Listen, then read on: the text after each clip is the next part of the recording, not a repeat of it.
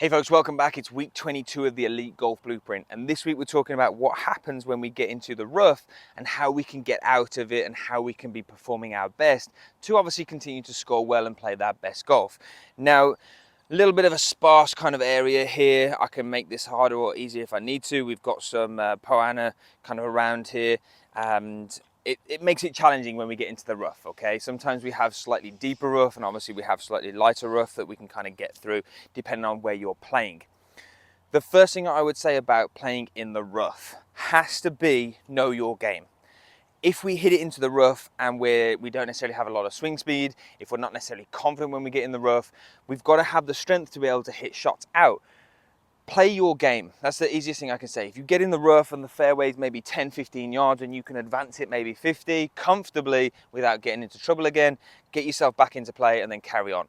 The last thing I would ever tell someone is if you don't have it in your skill set to try and play a hero shot. There's just no point, all right? We can hit a pitching wedge, we can hit a sand wedge, whatever it needs to be to get back into play. So the first thing we've got to look at is whenever we're hitting shots out of the rough, there has to be a descending attack angle. We've got to be hitting the ball first. There is obviously going to be a lot of grass around the ball, and it's obviously going to affect what happens with spin. It's going to affect what happens with contact. We've got to be strong enough to hit shots out of the rough, but we've also got to be confident that we can advance it back into play and obviously get back into the game. So I've got a pitching wedge here. What I would look at is just making sure that the ball is kind of mid-stance. I want to feel like I can attack the ball without getting too much of the grass between the ball and the club face, and I'm just going to get it back into play. Now that's perfect for me. Again, you can see I've attacked the ball. I've caught the ball first. Contact's huge when we're in the rough, all right? If we're hitting ground, if we're getting a lot of grass between the club face and the ball, we're gonna see difficulty with strike. We're gonna see that the ball may get stuck in the rough still and not actually get back out. And this is where problems arise.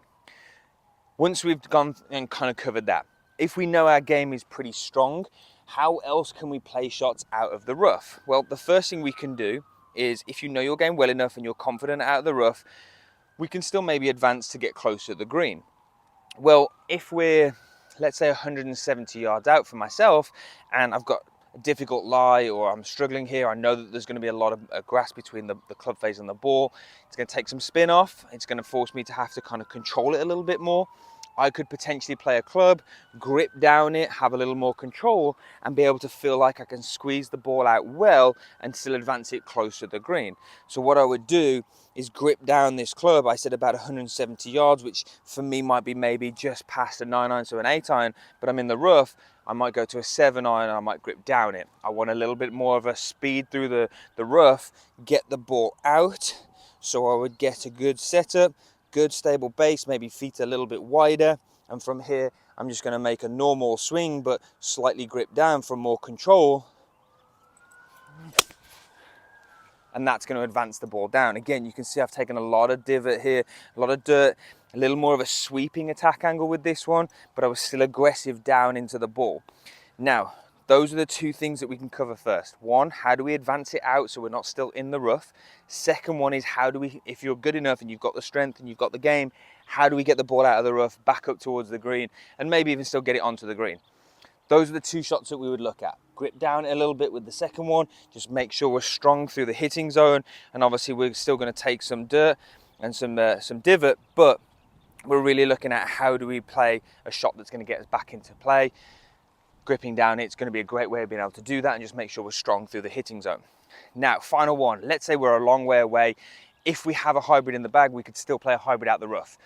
Big thing with a hybrid out the rough is it's got to be contact, all right? We've got to make sure that we can get a good contact on it and we can get the ball out and we can make sure that that's going to advance further down the fairway. And obviously if we're playing into a long par 5, get it close to the green and still make a chance for a good score. So the big thing for me here, again, slightly wider stance. The ball position might be a little further back for me. I'm going to feel like I stay on top of the ball.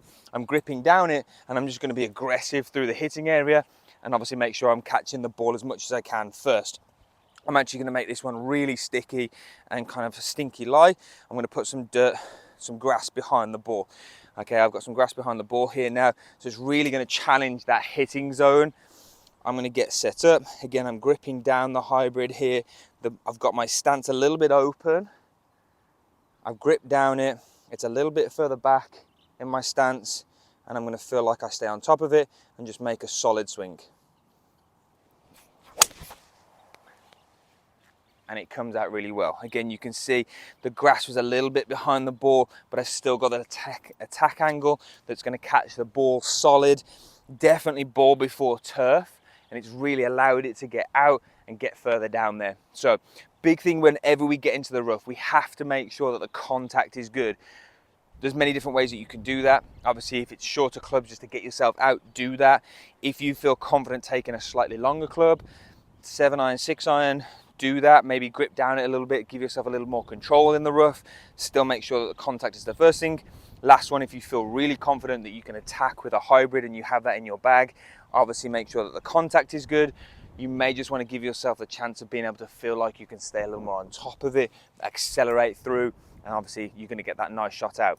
So there's many different ways to play in the rough. The big thing is you have to play how you can play it, and once you do, you have to be committed to it. Maybe a little bit more control, forgiveness through the hitting area with a hybrid, for example.